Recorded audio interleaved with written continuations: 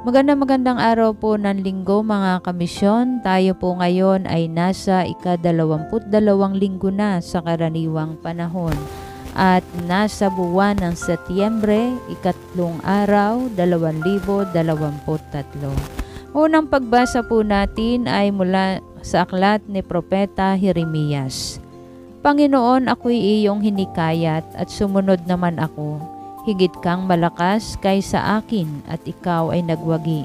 Pinagtatawanan ako ng balana, maghapon silang nagtatawa dahil sa akin. Tuwing ako'y magsasalita at sisigaw ng karahasan, pagkasira, pinagtatawanan nila ako't inuuyam sapagkat ipinahahayag ko ang iyong salita. Ngunit kung sasabihin kong lilimutin ko ang Panginoon at di nasasambitin ang kanyang pangalan, para namang apoy na naglalagablab sa aking puso ang iyong mga salita, apoy na nakakulong sa aking mga buto. Hindi ko na kayang pigilin ito, hirap na akong magpigil.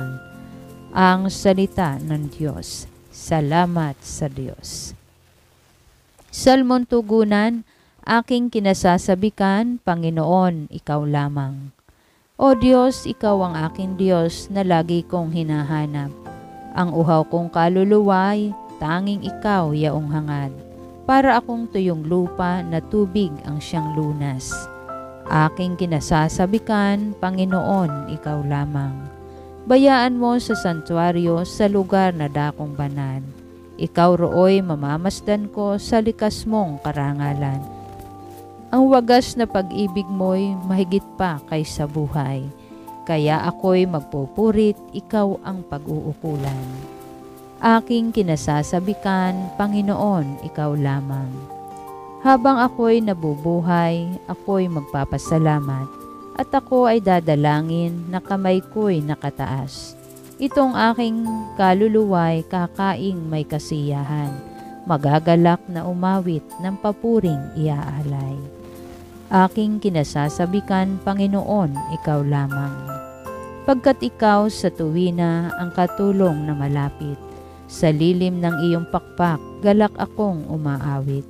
Itong aking kaluluway sa iyo lang nanghahawak, pagkat ako kung hawak mo, kaligtasay natitiyak. Aking kinasasabikan, Panginoon, ikaw lamang. Mga kamisyon, ang ikalawang pagbasa po naman natin ay mula sa sulat ni Apostol San Pablo sa mga taga-Roma. Mga kapatid, alang-alang sa masaganang habag ng Diyos sa atin, ako'y namamanhik sa inyo.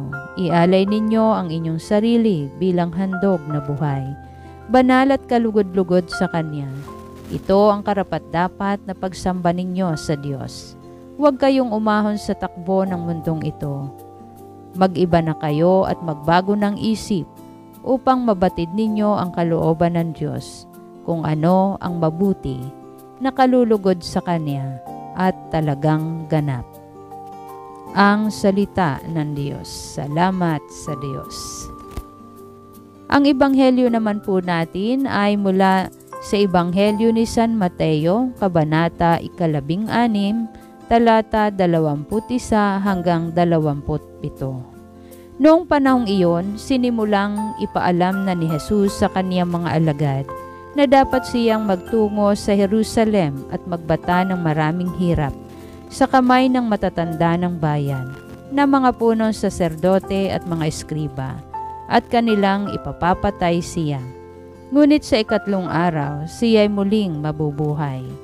Niyaya siya ni Pedro sa isang tabi at pinagsabihan ng ganito, Panginoon, huwag nawa nang itulot ng Diyos. Hindi po dapat mangyari ito sa inyo. Ngunit hinarap siya ni Jesus at sinabihan, Lumayo ka, Satanas. Hadlang ka sa aking landas. Ang iniisip mo ay hindi sa Diyos, kundi sa tao. Sinabi ni Jesus sa kaniyang mga alagad, Kung ibig ni numang sumunod sa akin, limutin niya ang ukol sa kaniyang sarili. Pasanin ang kaniyang krus at sumunod sa akin. Ang naghahangad na magligtas ng kaniyang buhay ay siyang mawawalan nito. Ngunit ang mag-alay ng kaniyang buhay alang-alang sa akin ay siyang magkakamit noon. Ano nga ang mapapala ng isang tao? Makamtan man niya ang buong daigdig. Kung ang katumbas naman nito'y ang kanyang buhay, ano ang may babayad ng tao para mabalik sa kanya ang kanyang buhay? Sapagkat darating ang anak ng tao, nataglay ang dakilang kapangyarihan ng kanyang ama at kasama ang kanyang mga anghel. Sa panahong yaoy, gagantihin niya ang bawat tao ayon sa kanyang ginawa. Ang mabuting balita ng ating Panginoon, pinupuri ka namin, Panginoong Hesukristo.